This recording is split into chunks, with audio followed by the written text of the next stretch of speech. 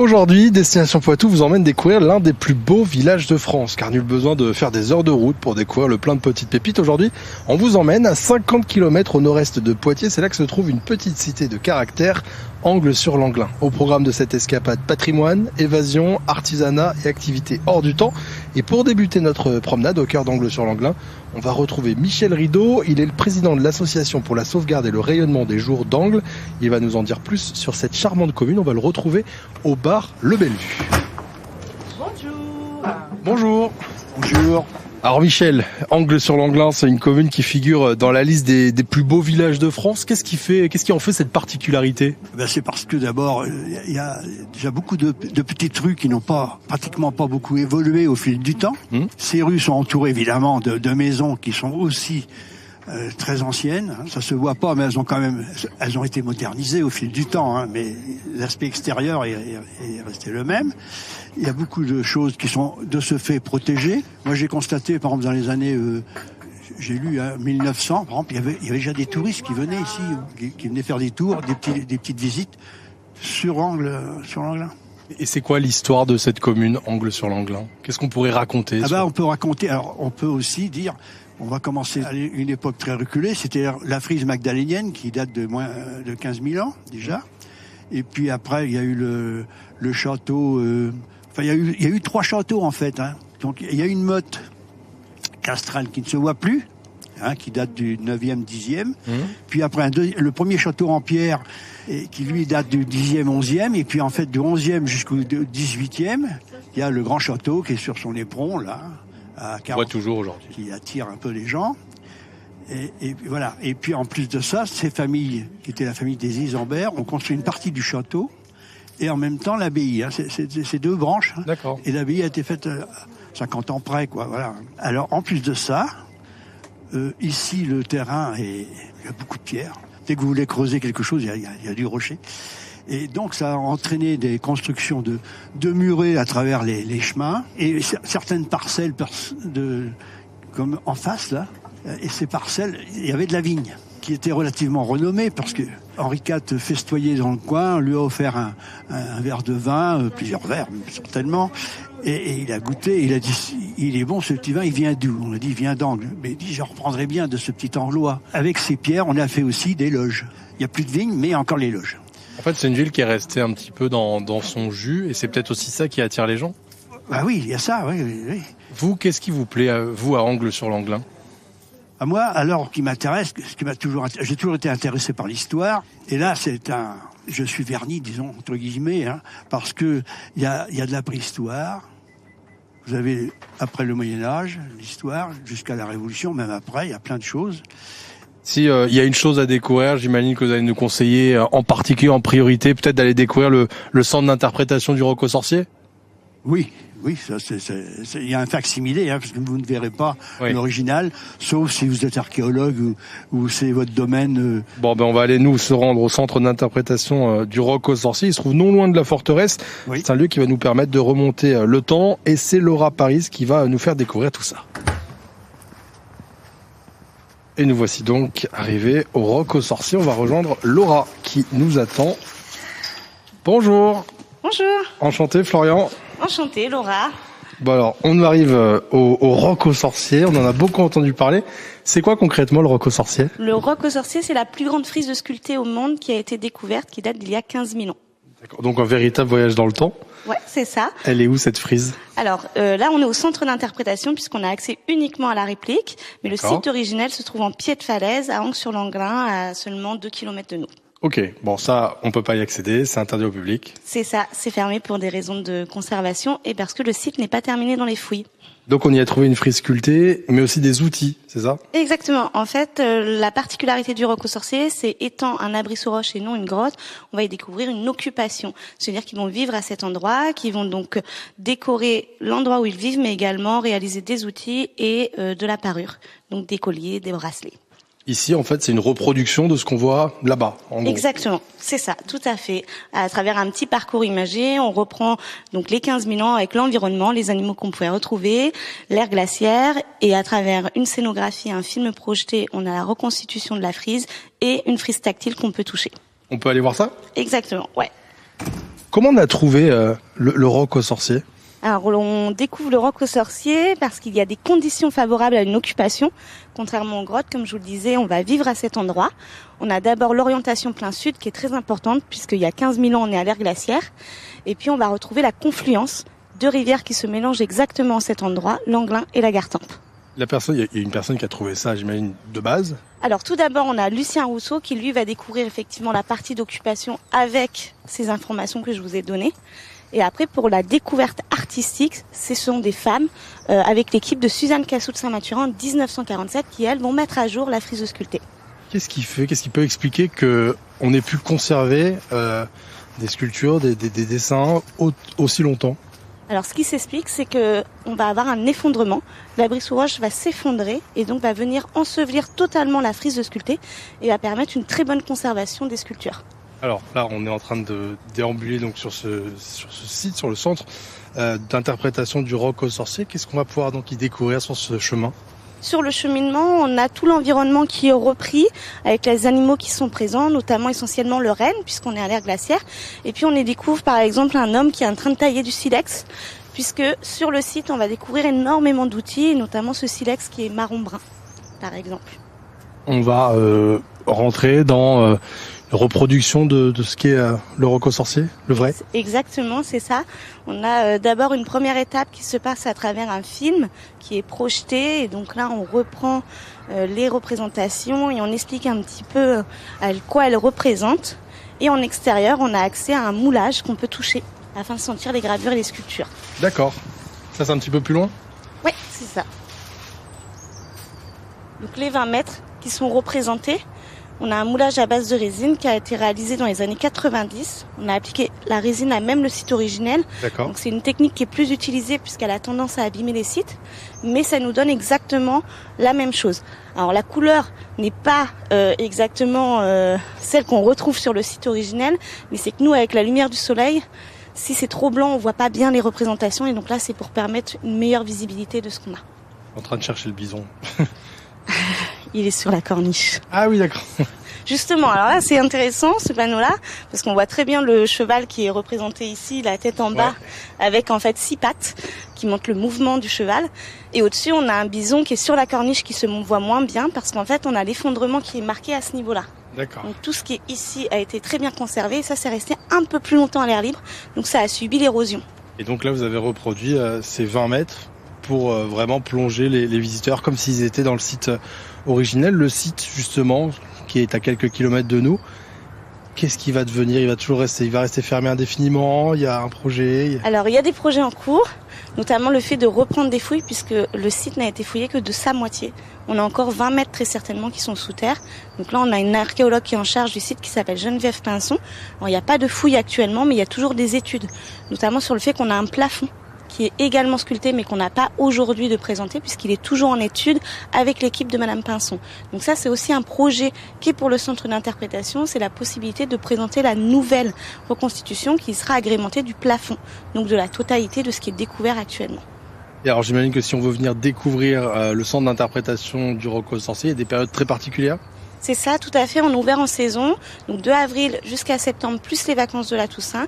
Et cette année, exceptionnellement, on est ouvert pendant les vacances d'hiver. Donc le centre d'interprétation sera ouvert à partir du samedi 8 février jusqu'au dimanche 9 mars. J'ai vu aussi que vous aviez de temps en temps des petits ateliers pour les plus jeunes. Vous allez continuer de les proposer ? Oui, bien sûr, exactement. On a l'atelier parure qui permet en fait de réaliser un pendentif. Donc comme eux, à l'aide des mêmes outils, donc c'est-à-dire du perçoir, on va réaliser un collier ou un bracelet et on repart avec. Un véritable voyage dans le temps vous attend en vous rendant ici donc au centre d'interprétation du roc aux sorciers à 2 pas de la forteresse d'Angles-sur-l'Anglin. Merci Laura de nous avoir fait découvrir tout ça. Avec plaisir. Nous on va aller continuer de découvrir les joyaux d'Angles-sur-l'Anglin en nous rendant maintenant dans le temple de la zénitude, l'atelier des sources. C'est son nom, c'est une maison d'hôtes où l'on vient se ressourcer et faire des stages autour du bien-être. Et nous y voici, il ne reste plus qu'à frapper à la porte. Bonjour. Enchanté Florian. Bonjour Emmanuel. Hop, merci de nous recevoir. Donc l'atelier des sources, c'est ici. C'est ici. Alors c'est quoi l'atelier des sources ? Parlez-nous de ce lieu. Alors l'atelier des sources, c'est une grande maison, une grande et belle maison poitevine qu'on a complètement réaménagée il y a une dizaine d'années. et dans laquelle on accueille des stages, des retraites autour du bien-être, c'est un lieu de ressourcement, on va dire. Ouais. On peut accueillir une quinzaine de personnes. On a D'accord. des grandes chambres à 2, 3 et même une de 4 lits. Et on accueille des groupes. Donc souvent, c'est un intervenant qui vient avec ses élèves. Par exemple, le yoga, par exemple, un intervenant en méditation, de la danse libre, du chant, l'accompagnement par le dessin. Toutes sortes d'activités qui vont permettre aux gens qui en ont envie, besoin de prendre du temps pour eux autour d'un thème. Là, on vient de rentrer, on arrive donc dans la pièce, la salle à manger, ça? Alors non, là c'est la cuisine. Ah ouais, elle est grande déjà, la cuisine. Voilà, c'est là qu'on travaille parce que nous on accueille et on fait les repas. Ok, super. Alors ce qui est compliqué, c'est que vous m'avez dit, avant qu'on vienne enregistrer chez vous, c'est qu'ici avant c'était une gendarmerie, c'est ça? C'est ça. C'est compliqué de l'imaginer parce que là on est vraiment dans quelque chose de très chaleureux, on est loin des bâtiments froids. Ah oui, on peut non. imaginer. C'est pas une caserne. Hein. Voilà. Non. Non, ici vivaient les familles de gendarmes. D'accord. Et les anciens du village connaissent tous l'ancienne gendarmerie. Côté atelier, pour les gens qui viennent vous voir, qu'est-ce que vous allez leur proposer et où surtout? Est-ce que ça se passe ici? Non. Alors je vous emmène, on monte. Ok, il y a un petit étage. Donc c'est dans les anciennes combles, hein. C'est un très beau grenier avec une très grande hauteur sous plafond. Ah oui, hyper aménagé, ouais. Et c'est là que les gens vont pouvoir pratiquer ce pourquoi ils viennent. D'accord. Et donc là, il faut imaginer 15 personnes. Ah oui. Ouais. Des ateliers qui durent quoi, 1 heure, 2 heures? La plupart du temps, les groupes viennent pour un week-end et ils ont des ateliers, je dirais plutôt 4-5 heures par jour. Des réservations, c'est toute l'année? Toute l'année. Les gens, ils viennent d'où principalement? D'un peu partout. On a, ça dépend de l'activité. Souvent, le yoga, ça vient les gens viennent de Paris parce que nous, on est des anciens Parisiens. Donc, on a un petit réseau à Paris. Mais il y a aussi des gens qui viennent de partout parce qu'on est entre Nantes, Bordeaux, Paris, donc toute cette région-là, les gens, peuvent se retrouver ici assez facilement. Qu'est-ce qui vous a donné envie de vous installer ici à Angles-sur-Langlin? Parce qu'on est tombé amoureux du village. On est venu en week-end et on a trouvé ça tellement beau, tellement porteur, tellement incroyable. En fait, il y a un charme incroyable à Angles. Même si même si le lieu est chaleureux et qu'on voudrait y rester à des heures, on a une petite promenade à terminer. Et merci beaucoup Emmanuelle de Avec nous avoir fait découvrir l'atelier des sources, un site internet si on veut en savoir plus. Bien sûr, ateliersource.com et même un compte Instagram aussi, pareil, Atelier Source. Bon bah super, comme ça vous avez toutes les informations également sur le site internet d'ici Poitou. Autre activité qu'on va nous aller découvrir, du tourisme oui, mais à bord d'une calèche. C'est Juliette Bidot qui nous propose cette balade tout au long de l'année. Elle propose des sorties, on va aller la retrouver. Et la destination se trouve sur votre droite.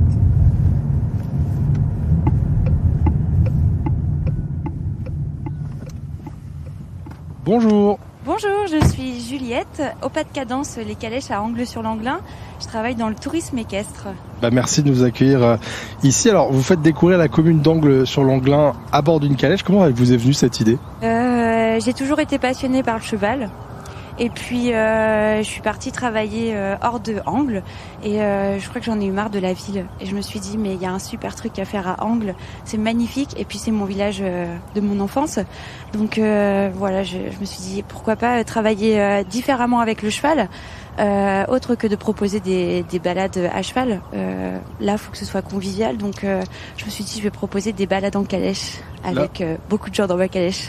On est un petit peu en retrait, on est à quelques minutes du centre d'Angles-sur-Langlin. Ils sont où les chevaux? Alors les chevaux, ils sont un peu cachés du passage. Ils sont dans un pré qui est un peu plus loin. Du coup, je vous invite à aller les rencontrer. Allez, on y va. Alors du coup, je vous présente mes 3 jujus. Donc vous avez Annette, l'ânesse qui est grise. C'est une ânesse du Cotentin. Ensuite, vous avez Caline. Caline qui a le même âge que Annette. Elles ont 12 ans toutes les deux. C'est une ânesse commun. Donc, c'est un croisement entre 2 ânes. Et ensuite, nous avons Cadence, jument de Trécontoise, 13 ans. Voilà, qui est ma jument imposante et qui est ma jument avec qui je fais de la calèche. Alors c'est quoi les circuits que vous proposez avec Cadence? Alors on propose plusieurs circuits différents. Vous avez pour commencer la balade de 15-20 minutes. D'accord. Celle-ci, on reste que en ville haute. C'est une balade qui fait visiter que le village, le cœur du village. On passe dans toutes les ruelles du village. Et ensuite, vous avez la balade qui est à peu près d'1 heure, où là, on visite le village et sa nature, son environnement, tout ce qui est nature à 2000, voilà.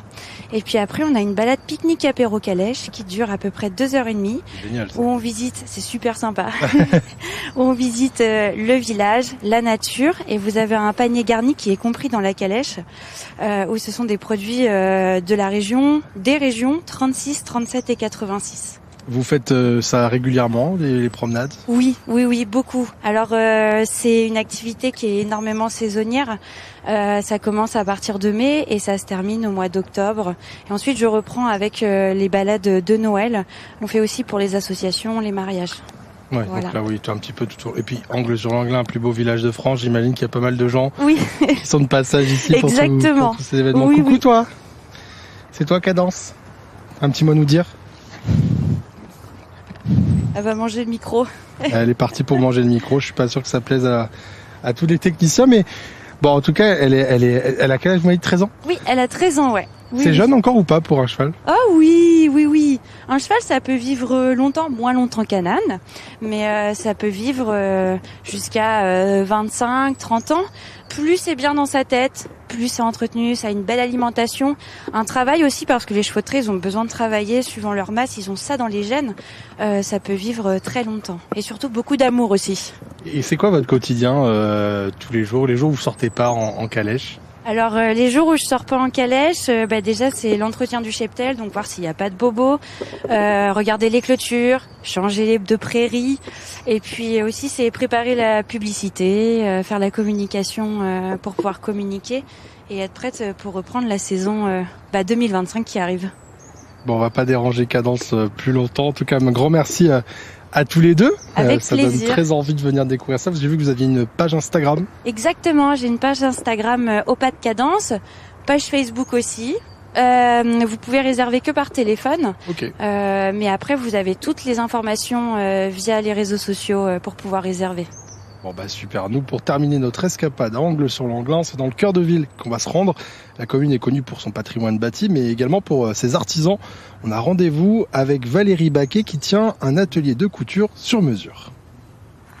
Bon, et après avoir grimpé en direction du centre-ville, on est un petit peu dans les petites ruelles d'Angles-sur-l'Anglin. On arrive à l'atelier de Valérie Baquet. Bonjour. Bonjour. Enchanté Florian. Valérie Baquet, je suis styliste modéliste. J'ai un atelier dans ce village qui est Angles-sur-l'Anglin et je fabrique du sur-mesure. Votre truc c'est la couture, vous êtes tailleur, c'est comme ça que je pourrais vous présenter? Je suis une tailleur, tout à fait. Une tailleur. Donc. Absolument.